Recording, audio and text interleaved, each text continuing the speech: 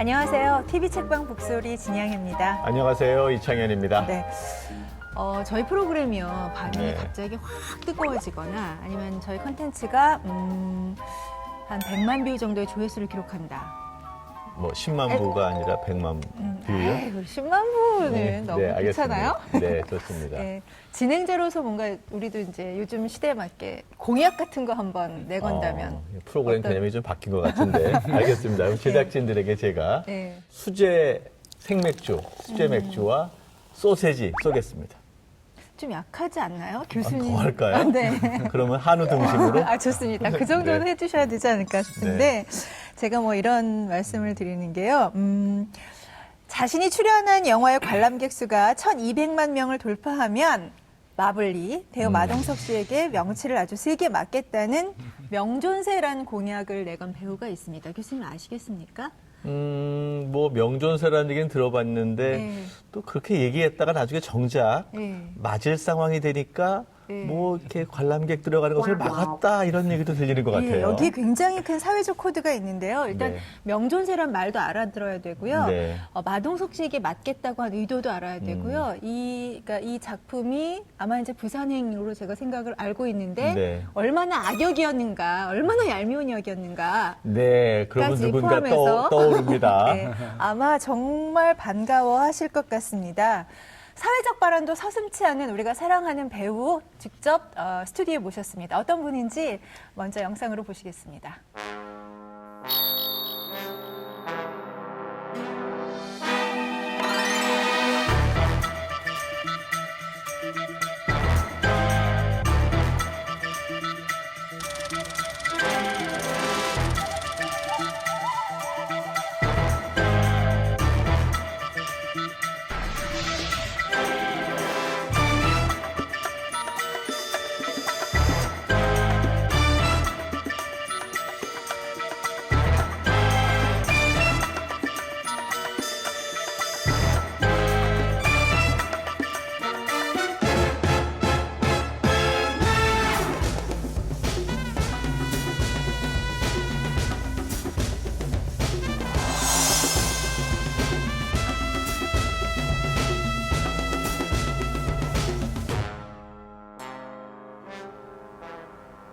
네, TV 책방 북소리 오늘의 주인공이세요. 악당 7년의 저자 김의성 배우 모셨습니다. 안녕하세요. 네, 안녕하세요. 안녕하세요. 네. 네. 저자로 저희가 모셨습니다. 제가 저자라고 하기에는 그 인터뷰어 지승호 씨가 예. 저랑 같이 인터뷰를 하고 책을 썼는데 묻고 서로 답한다라고 되어 있는데 저자라고 하니까 좀 쑥스럽네요. 네. 그러세요? 네. 네. 부산행 얘기부터 시작을 해야 될 것 같습니다. 예. 최종 관객 수가 얼마를 기록한 거죠? 아마 1,150만 내외였던 걸로 기억합니다. 그런데 아니 저 영화 배우면은 영화가 잘 되면 좋아서 막 홍보성 멘트를 열심히 페이스북에 올리곤 하잖아요. 예, 예. 근데 마지막에는 부산행 관람을 멈춰주세요. 뭐 반복합니다. 멈춰 이렇게 얘기를 했어요. 네, 네. 뭐 명존세와 관련된 건가요? 사실은 뭐 일종의 SNS에서 하는 놀이죠. 네, 처음에 제가 공약을 걸었던 때도 이미 관객들이 굉장히 많이 들었을 때고 영화를 만든 사람, 영화에 참여한 사람으로서는 뭐 더할 나위 없이 이미 행복해진 다음이었거든요.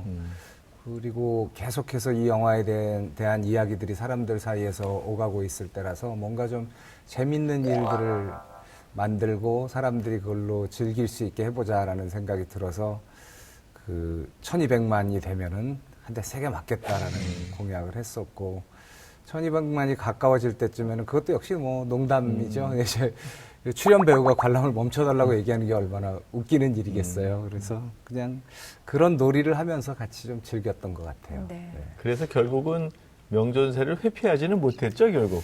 네, 결국에는 다른 영화에서 네, 부산행에서는 사실 1200만이 도달할 수 없는 숫자라는 걸 이미 안 다음에 저희도 다 선수들이라서 네, 그 다음에 이루어지지 않을 선을 걸어놓고 그거 가지고 안전하게 좀 놀이를 했다면 그 다음에 마동석 씨가 출연했던 범죄도시. 범죄도시. 예. 범죄도시라는 영화는 저랑은 아무 관계가 없는 영화인데 영화를 보고 너무 좋았어요. 시사회 가서 보고 그래서 이 영화를 응원한다라고 썼더니 어떤 말하자면 다른 관객 한 분이 페이스북에 100만 넘으면 그럼 한 대 맞으시겠냐고 명존세 하시겠냐 그래서 100만 너무 쉽게 될 것 같고 300만은 어려울 것 같더라고요. 그래서 300만 넘으면 한번 생각해 보겠습니다.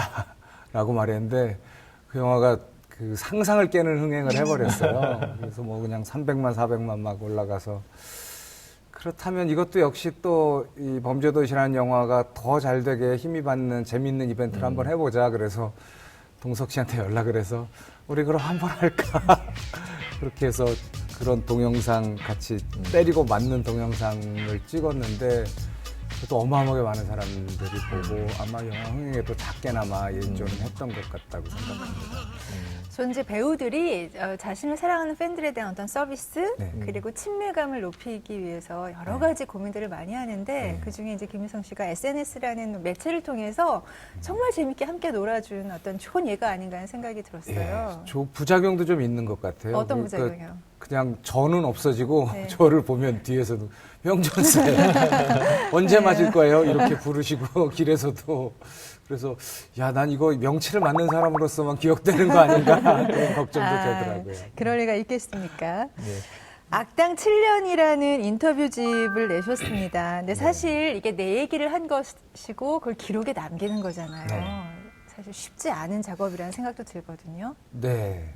그 작업 과정은 그렇게 어렵지 않았는데 처음에 이 작업을 그 지승호 씨가 먼저 제안을 했어요. 이 책의 저자, 공동 저자이신 한번 인터뷰로 책을 내면 어떻겠냐. 그런데 저는 제가 무슨 제 인생을 가지고 사람들한테 꺼내놓을 게 뭐가 있나.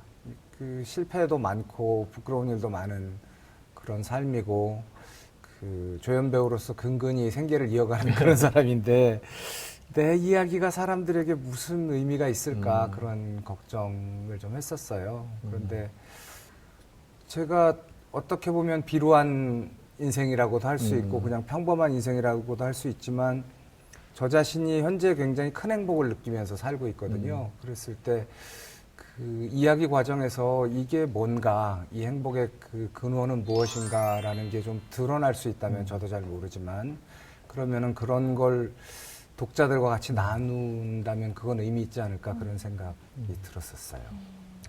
사실 대부분의 책들이 이제 저자가 문자로 무엇을 남기는 거예요. 네. 근데 사실 이거는 말이 살아있는 네.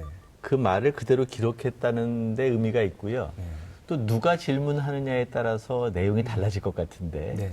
인터뷰어로서의 지승호 씨 어떻게 느끼셨어요? 맨 처음 인터뷰를 시작했을 때 질문들은 그리 좋은 질문이 아닌데? 라는 생각이 드는 질문들이 있었어요. 그런데 그런 질문들에 나는 우문현답해야지 라고 하고 가능한 한 현명한 답변들을 하려고 애쓰다 보니까 아, 이 인터뷰어가 수가 좀 높구나. 우문들을 던짐으로써 현답을 끌어내려는 그런 높은 수가 있는 사람이구나 라는 생각이 들었었어요. 그래서 그 질문들은 굉장히 단순하고 어떻게 보면 그 뭐랄까 중심을 관통하지 않는 그런 질문들을 던지지만 그 질문들로 저를 이렇게 몰아가서 제가 제 마음속에 있는 얘기들을 다 하도록 이렇게 좀 몰아가는 그런 인터뷰어라는 인상을 받았습니다. 사실 말을 할 땐 잘 모르잖아요. 네. 이렇게 녹취가 되고 기록이 돼서 다시 읽었을 때 느껴지는 느낌이 좀 다르거든요. 네, 네. 책을 직접 읽으셨을 거 아니에요. 네. 내가 이런 말 했나? 네. 내가 이런 생각도 하셨을 것 같아요. 네. 처음에 이 책 딱 읽으시면서는 어떤 생각 드셨어요? 제가 했던 말들이기 때문에 그래도 뭐 다 기억은 하고 있는데 우선 내가 꽤 괜찮은 말을 했네 이런 부분들도 있고 네.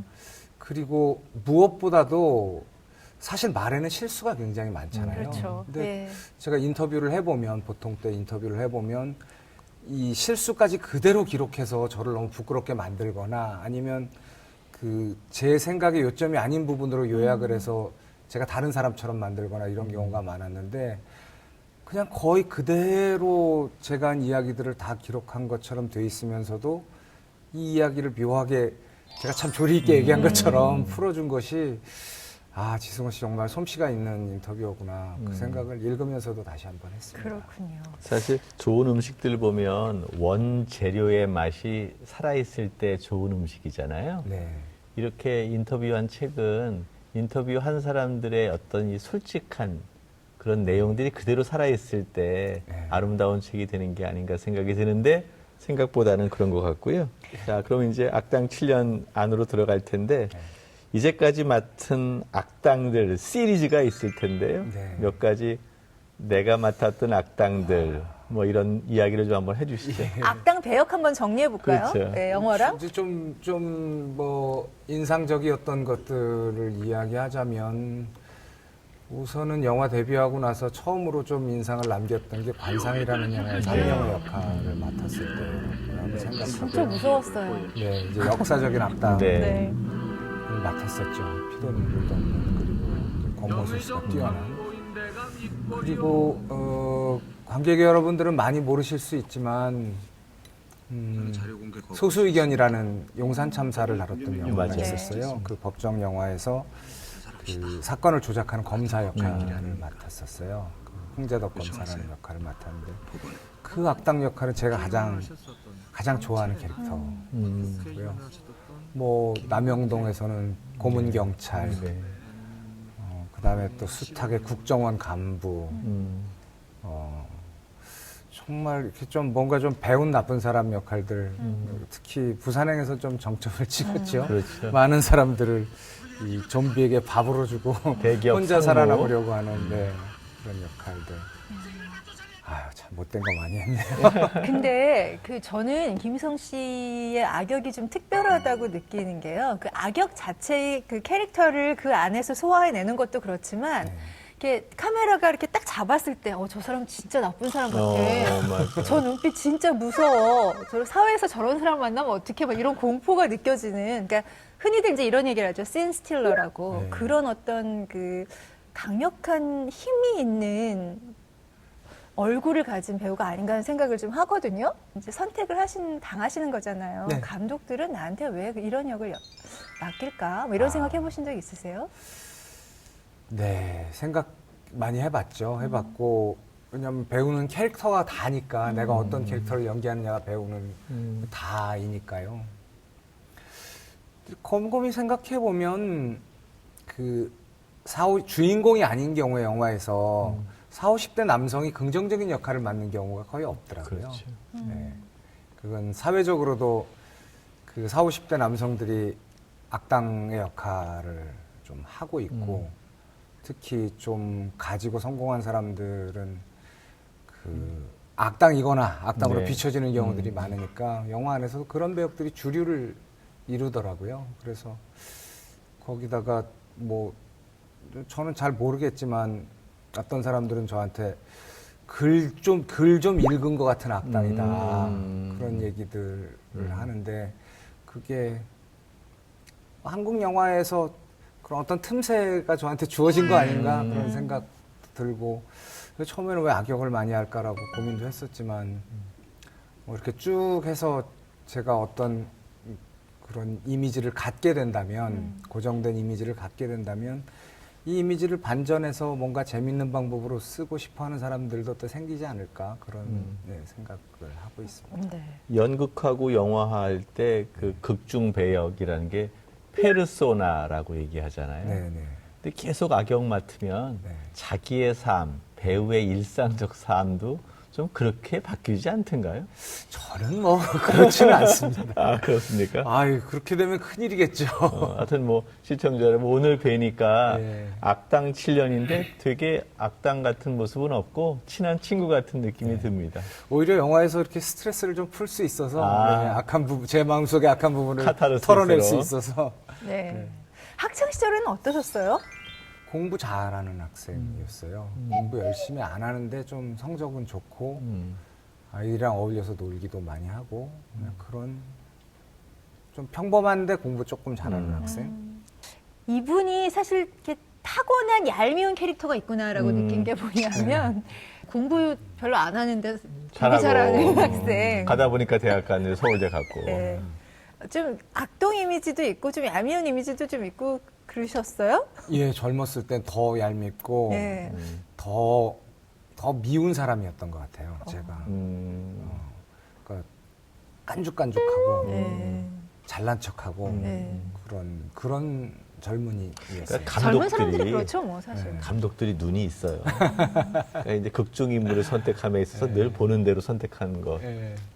지금은 조금 많이 그때보단 긍정적인 사람으로 바뀐 것 같아요. 그 중년 40대, 30대 이제 어떤 고생이나 위기 같은 거 겪으면서 맞아요. 오히려 그런 것들이 저를 좀 편안하고 너그러운 사람으로 많이 변하게 해준 것 같아요. 그러면서 연기의 폭도 좀 넓어질 것 같아요. 같은 악역을 연기한다 하더라도.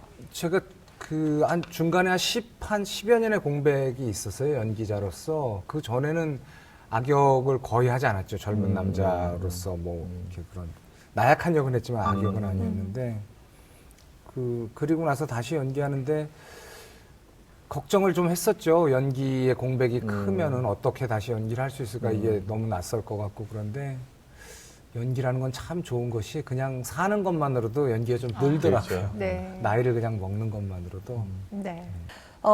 서울대 경영학과를 들어가셨다 말씀까지 했는데요. 선택하신 게 좀 특별해요. 연극배로 활동을 하셨어요. 네. 네. 연극하던 시절 처음 좌절을 안긴 사람, 문성근, 이렇게 네. 말씀하셨어요. 네. 어떤 좌절을 겪으셨습니까? 이거는 이제 제가 이제 문화운동으로서 연극이 이제 거의 끝나고 제가 연극인으로서 연기자로서 살아야겠다라고 결심을 한 이후에 한시연대기라는 네. 작품을 했어요. 했는데 그게 원래 문성근 선배가 주인공이 돼서 굉장히 크게 히트를 했던 80년대 초반의 작품이었고 그거를 제가 다시 이제 두 번째 그 역을 받아서 했었는데 저도 알고 남이 알게 너무 못하더라고요, 제가. 그래서 그때 성근이 형 하셨던 그런 거 이렇게 비디오로 남겨져 있는 자료도 보고 그랬는데 이 배우는 이렇게 잘하시는데 나는 왜 이렇게 못할까? 둘 다 연극을 전공한 사람도 아니고 대학 연극반에서 시작한 사람인데 그래서 참 큰 좌절을 느꼈었어요. 연기를 그만두고 싶다는 생각도 했었고. 그 문성근 선배가 이제 이 연기계를 좀 오랫동안 떠나셔서 그 최근에는 자주 뵙기는 힘들었었어요. 그런데 그 영화제 같은 데서 가끔 얼굴 뵙고 그렇게 했죠. 네. 근데 이게 이제 녹화하려고 올라오다가 문성근 배우를 만났거든요. 네. 그랬더니 하는 말이 그 사이에 자기가 배역을 맡을 수 없는 정치적 상황 속에서 의성 씨가 다 맡았다. 네. 불만이 많으시던데요. 네, 저는 참 감사하죠. 그동안 잘 쉬어주셔서. 재작년인가 부산영화제 때 호텔 엘리베이터에서 딱 둘이서만 딱 탔어요. 문 선배랑. 근데 저한테 똑같이 말씀하셨던 대로 너 그동안 잘해 먹었더라. 이제 내가 좀 하려고 그러는데 너무 무섭더라고요.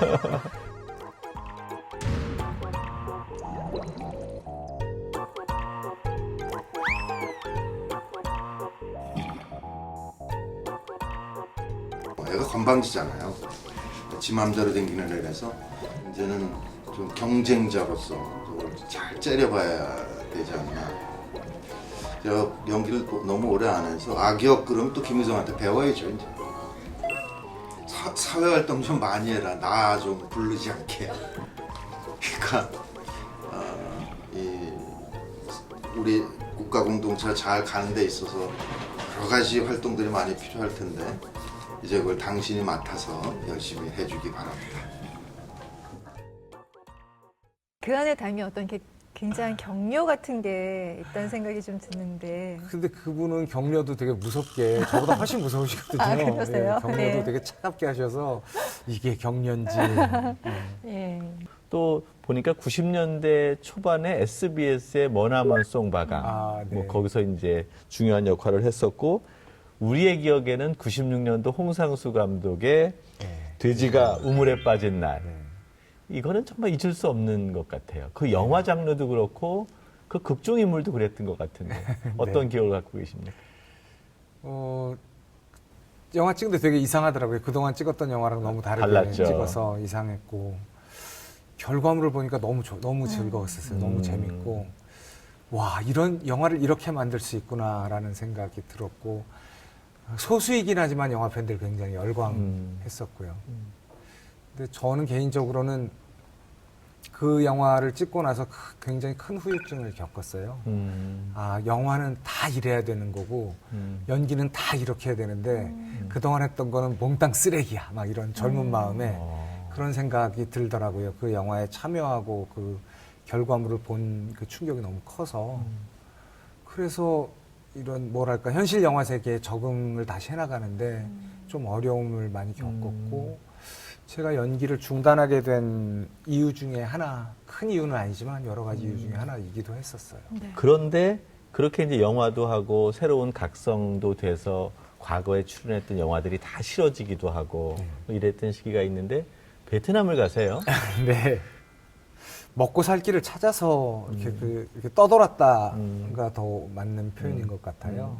그 배우를 그만두고 이런저런 일들을 시도했는데 뭐 그렇게 제가 생각했던 것처럼 여의치 않았고 베트남에 이런 사업 기회가 있다는 제안을 받아서 베트남 갔었고 그 사업 기회와는 전혀 다른 일을 또 거기서 했었고 뭐 그런 그야말로 좌충우돌했던 한 10년 정도의 시기를 베트남에서 보냈었죠. 그런 베트남 생활을 접고 한국에 들어오게 되는데 아버님께서 좀 네. 편찮으셔서 그게 또 계기가 되기도 하셨나 보죠? 네, 네.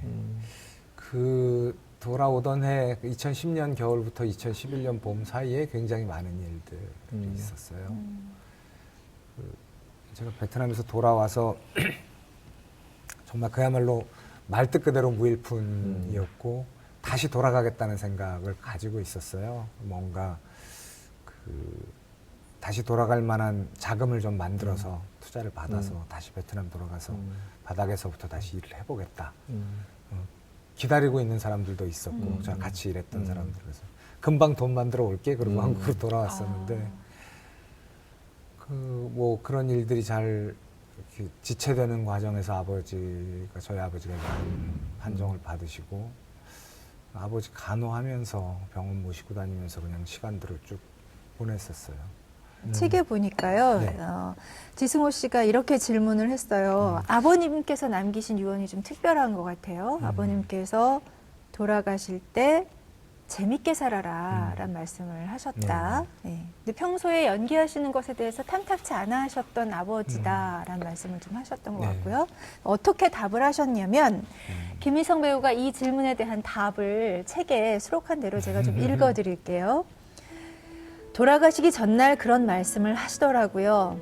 말도 잘 못하고 목소리도 겨우겨우 나올 때였는데 그 얘기를 듣고도 그때는 몰랐어요. 뭐 이런 얘기를 하시나 했는데요. 아버지가 돌아가시고 그 다음 날 영안실에 앉아 있는데 그 얘기가 자꾸 머릿속에 떠오르는 거예요. 말하자면 이게 마지막으로 한 말이고 나한테 따로 한 유언인데 이게 뭔가 생각을 하다가 약간 충동적으로 두 가지 결론을 내렸어요. 하나는 이혼을 하자. 하나는 배우를 다시 하자. 이게 아버지가 원했던 것인지는 모르겠지만 내 나름대로 해석을 하자면 나한테 재밌게 사는 방법은 두 가지라고 생각했어요. 이혼과 연기를 다시 시작하는 것. 그리고 이때 김희성 씨의 나이는 40대 후반. 네. 예. 다시 연기를 해야겠다라는 생각, 그래야지 내가 재밌을 것 같다 이렇게 생각하셨다는 얘기인가요? 네, 돌아가시기 직전에 그 홍상수 감독 북촌 방향에 연기자가 되겠다는 생각하지 않고 그냥 제가 그냥 무료한 시간을 보내고 있을 때 이제 바로 조금 아까 말씀드렸던 그런 시간에서 같이 한번 해보자. 한 며칠 그냥 연기해보면 어때? 라고 얘기를 하셨고 그냥 했어요. 그 전까지는 몇 번 얘기가 있었어도 용기가 나지 않아서 못했었는데 그냥 웬일인지 그냥 자연스럽게 연기를 하게 됐고 마치 한 일주일 전쯤 연기를 하고 다시 하는 것 같은 그런 기분이었어요. 그렇게 오랜만에 한다는 생각이 들지 않고 물론 지금 보면 굉장히 어색하게 했더라고요. 아무튼 그러고 나서 이게 뭔가라는 그 생각이 계속 제 머릿속에서 맴돌았어요. 그때 며칠 연기했던 그 순간의 여운이 계속 머릿속에서 맴돌고 있었고 어떻게 해야 되나라고 생각을 하고 있었고 그러던 와중에 이제 아버지 돌아가시면서 참 말도 안 되는 유언이죠. 재밌게 살아라라고 얘기를. 그것도 아주 겨우 목소리 정말 작게 나오는 목소리로 그 얘기를 마지막으로 하셨는데 말씀하셨던 대로 또 제가 썼던 대로 고민이 많이 되더라고요. 이게 뭔가 생각하다가 일단 내가 행복해야겠다. 내 멋대로 하고 나서 그게 나를 행복하게 해주는지 좀 봐야겠다. 라는 생각이 들어서 그 한 가지 일은 오랫동안 덮어뒀던 일인데 그냥 이제 결심을 하게 된 거고, 한 가지는 머릿속에서 그냥 맴돌기만 했던 걸 그냥 끄집어낸 거고, 그렇게 그 두 가지를 결심했고, 글쎄 아버지의 그런 얘기가 없었더라면 이게 됐을까 하는 생각도 들어서 돌아가시면서 저한테 정말 큰 선물을 주고 가셨다라는 생각은 들어요. 그러니까 베트남에 가 계시든 안 계시든 늘 영화를 한다는 것이 무의식 속에 남아 있었고, 아버님이 재미있게 살아라라는 말과 그 무의식 속에서의 열망이 결합돼서 나타났던 것 같은데요. 네, 그럴 수 있을 것 같습니다. 근데 첫 번째 북촌을 다시 한번 하면서 네. 영화계에서의 반응들은 어땠었나요? 뭐 북촌 방향 홍상수 감독의 영화는 기껏해야 5만 명, 4만 명, 5만 명 정도가 보는 영화니까 영향이 그렇게 많지는 않죠. 하지만 영화 관계자들은 또 많이 보는 영화고, 아 저런 사람이 있었구나 기억이 난다. 그것도 그 도지가 우물에 빠진 날로 그 당시 영화학도들을 열광하게 했었던 그 영화학도들이 이제 영화계의 핵심들이 돼 있는 거니까 저런 사람 저 선배가 있었다 맞아 어떻게 된 거지 다시 나오시나 뭐 이런 생각을 하게 만드는 계기가 됐던 것 같아요. 근데 시작은 그렇게 하셨어도 이게 바라는 대로 캐스팅이 잘 돼서 일이 쭉 이어지진 않으셨을 것 같아요. 나는 이 일을 할 거야 라고 생각하고, 그리고 이 일을 기다리는 동안 나는 남의 도움을 받겠어 라고 마음을 먹으니까 마음이 편해지더라고요. 역시. 남의 도움을 어떻게 받으셨어요? 주로 돈을 빌렸죠. 네. 네. 뭐 아는 사람들한테 돈을. 근데 저는 그 전에도 굉장히 그 생활고에 시달린 적들, 그 연기를 그만둔 이후에 많이 있어서 그런 그 돈 빌리는 고통들을 좀 알고 있어요.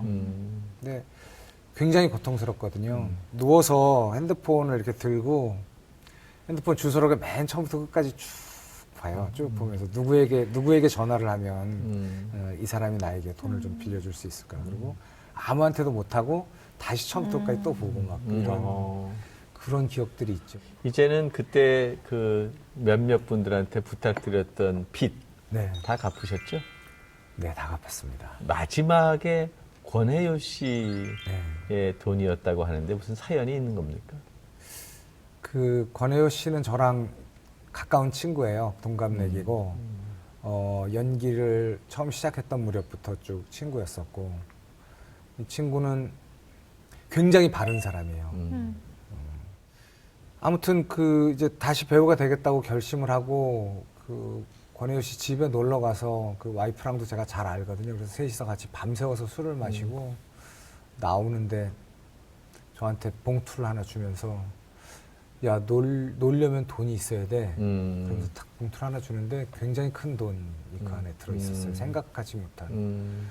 너무 많이 놀랬고 이 돈을 몇 배로 갚아야겠다라고 결심을 했고, 몇 배로 갚지는 못했지만 조금 더 갚았죠. 갚았고, 그때 그러니까 권혜요 씨한테는 제가 빚대로 빚을 갚지만, 만약에 누군가에게 돈을 못 빌려서 머뭇거리고 있는 상황이 내 눈에 띄면 내가 먼저 조금이라도 한번 도와주는 되겠다. 사람이 돼야겠다. 그런 생각을 했었고. 어떠세요? 이제 그런 시기를 다 거쳐서 지금은 사실 많은 분들이 함께 작업하고 싶어하는 배우의 반열에 오르셨다 해도 과언이 아니라고 저는 생각을 합니다. 네. 뭐 다시 시작을 하니까 좀 편해지고 연기력도 좋아진 것 같다라는 말씀을 하셨잖아요. 네. 책에도 좀 밝히셨고요. 그게 어디서 연유된 거라고 생각하세요? 이게 경험의 힘일까요? 나이의 힘일까요? 뭘까요? 아무래도 나이가 들고 살면서 두 가지 다인 것 같습니다. 나이가 들고 나이가 들어가는 과정에서 이제 경험들이 생기고, 그다음엔 뭐랄까 좀 여유? 세상에 일이 그렇게 크게 잘못되는 일 없어라는 그런 여유. 중년 이후에 그러면 연기의 어떤 방식과 이런 것도 훨씬 더 자유로워지셨겠는데요? 근데 좀 너무 느긋해지지 않았나, 좀 나태하지 않나 이런 생각도 요새는 좀 듭니다. 저기 또 보면 네. 김의성 배우 그러면은 좀 사회적 참여를 좀 많이 하는 예. 좀 적극적인 사회적 발언을 하는 그런 배우로 이제 이름이 좀 나 있는데요. 그냥 터져 나오는 생각들을 잘 못 참는 거고 잃을 게 별로 없다고 생각하고 있기도 하고 그리고 특히 저는 누구나 자기가 하고 싶은 얘기는 해야 된다라고 하는 걸 좀 다른 것들보다 더 강하게 신봉하거든요. 누구나 자기 생각을 이야기할 수 있어야 된다. 그것이 혐오에 기반하지 않았다는 그런 어떤 기준 안에서. 그런데 우리는 누구나 그 이야기 잘 못, 특히 정치적인 이야기들 워낙 검열이 심한 시대에 살아서 또 다 없어졌다고 생각했지만 다시 그런 암흑 시대가 있었고 그래서 일반인들도 두려워하고 특히 뭐 소위 연예인, 뭐 공인 이런 울타리에 가둬서 연기자나 뭐 가수들 이런 사람들 얘기하면 니들이 뭘 한다고 이렇게 얘기해서 주눅들게 만들고 그런 일들이 많았잖아요. 그래서 저는 그 누구나 그것에 뭔가 저 사람도 떠드는데 그렇게 좀 다른 사람들한테 조금 용기를 주고 싶다는 마음도 있었고 특히 연기하는 후배들이 조금 더 편하게 자기 사회에 대한 생각이나 정치적인 생각들도 이야기할 수 있었으면 좋겠다. 그렇게. 지금 뭔가 당대 소명이 저는 있다고 생각해요. 당대 소명 뭐 이런 얘기를 해도 좋을지 모르겠지만 너무 쉽게 사람들 입에 오르내리는 적폐청산이라는 말, 이 말이 저는 대한민국 혹은 남한의 당대 소명이 아닌가. 그러니까 이런 것들 그동안 쭉 쌓여왔던 이런 구악들을 제대로 걷어내지 못하면 그런 부패, 파렴치함들을 걷어내지 못하면 내 뒤의 세대들에게 무엇을 물려줄 것인가라는 그런 생각을 하거든요. 그래서 이것이 이런 당대 소명이 잘 이루어지는데 어떤 식으로든 내가 기여할 수 있다면 적극적으로 기여할 수 있다면 뭐 그런 인생의 이 시기가 되게 좋았다라고 나중에 이야기할 수 있을 것 같더라고요.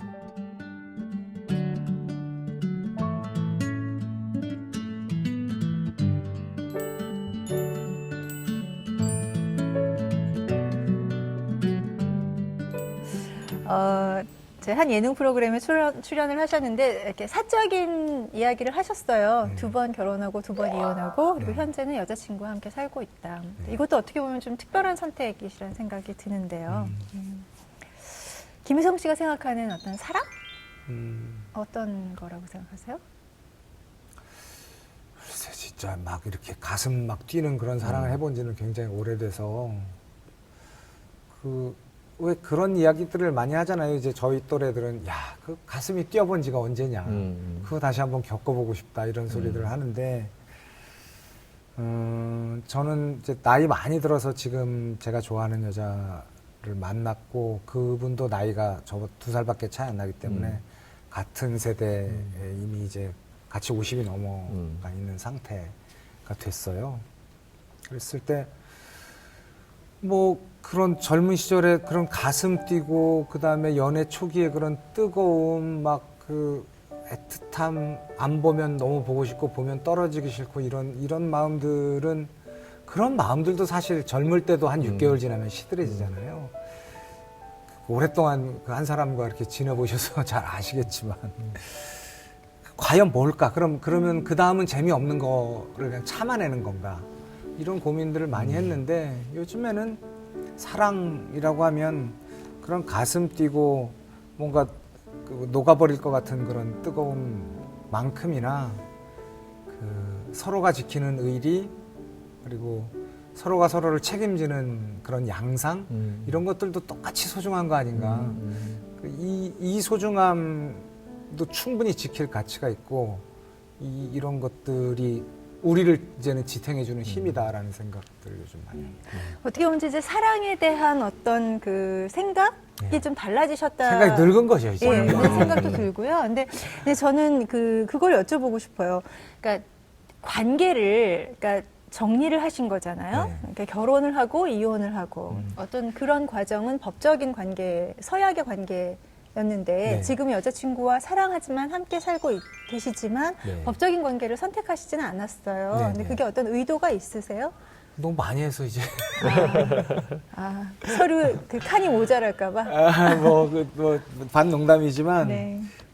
이제는 그런 관계로 서로가 그런 관계로 묶이지 않는다는 걸 너무 잘 알게 돼버렸고, 그리고 묘한 긴장감이 있는 것도 좋은 것 같아요. 우리가 언제라도 우리는 자유로워질 남이 될 수 있다라는 그런 긴장감이, 물론 저는 이 사람과 가능한 한 오래 제 인생을 같이 하고 싶다는 마음을 이미 마음속에 굳혔지만, 항상 그런 긴장감이 상대방을 약간 어떨 땐 협박하기도 하고 저한테 좀 더 잘해달라고 요구하는 그런 수단으로도 쓸 수 있고. 자, 50이 넘어서 2살 차이의 여자친구에게 바치는 노래 하나 좀 불러봐 주시죠. 제가 노래를 못 부르는데 네. 이 노래는 뒤쪽에 19금 가사들이 나와서 다 부르지 못하고 앞부분만 잠깐 김일두 씨의 문제없어요라는 노래가 있는데요. 네. 맨 앞부분만 제가 딱 8마디. 궁금하다. 어떤 거예요? 예. 그 어둡고 칙칙한 공간에서 당신의 수수함은 횃불 같아요. 눈 오는 이 밤 세상의 엄마들 다음으로 아름다운 당신과 사랑의 맞담배를 피워요. 여기까지 하겠습니다. 예. 아주 훌륭합니다. 전곡을 들어보고 싶다는 생각이 듭니다. 전곡은 아마 이제 노래 꼭, 준비됐을 예, 거예요. 유튜브 이 노래 조회수가 올라가게. 이야, 네. 멋집니다. 네. 저희가 이제 모시면 항상 여쭤보는 게 있어요. 내 인생의 한 구절? 책에서 얻은 한 구절 혹시 있으십니까? 제가 어릴 때 좋아하던 책을 다시 꺼내서 막 조금 이렇게 급히 훑었는데, 상실의 시대라는 책을 제가 소위 30대 초반에 막 가슴속에 상처가 되게 많을 때 그 책이 좀 저를 위로해줬던 책이거든요. 근데 의외의 구절이 있더라고요. 생각지도 못했던 구절이. 네가 모든 사람들이 읽는 책만 읽는다면 너는 모든 사람들이 하는 생각만 하게 될 거야. 라는 그 선배가 해준 말. 그런 거 그렇죠. 예. 그래서 그게 꼭 책에 국한된 일이 아니라 많은 사람들이 하는 생각에 따라다니지 말고 자기의 생각을 하는 거, 이게 우리 삶에 되게 중요한 대목 아닌가 그런 생각이 들어서 외워왔습니다. 네, 참 의미 있는 얘기네요. 예, 세상 사람들이 다 똑같은 옷에 똑같은 생각, 똑같은 거 먹고 똑같은 차 타고 다니는데 좀 새로운 생각들을 해야만 세상은 다양해지고 그렇죠. 변화하고 발전하는 건데 그런 면에서 아주 의미 있는 지적이었던 것 같습니다. 저는 이제 말씀을 나누면서요, 악당 7년으로 만나 뵙지만 네. 굉장히 스펙트럼이 넓은 그런 김희성 배우에 대한 어떤 기대를 갖게 되고요. 네. 다양한 역할, 다양한 캐릭터로 많이 만나 뵙기를 기대하겠습니다. 감사합니다. 예. 네. TV 책방 북소리 책 색다른 시선을 만나다. 오늘은 악당 7년의 저자 김희성 배우와 함께 했습니다. 즐거운 시간이었습니다. 네, 감사합니다. 고맙습니다. 감사합니다. 네.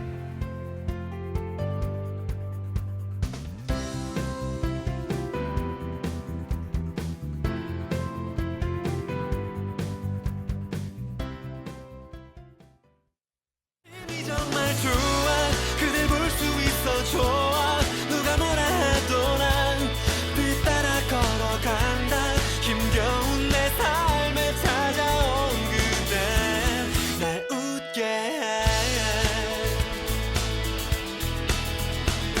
모든 게 궁금해 작은 하나부터 10가지가 모두 그래 나에겐 젖은 머릿결의 향기조차도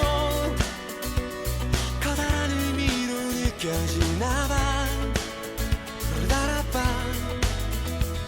가로수 풀밭 좁은 길을 돌아 멈춰 다시 물 한 모금 수줍게 눈인사라도 할 수만 있다면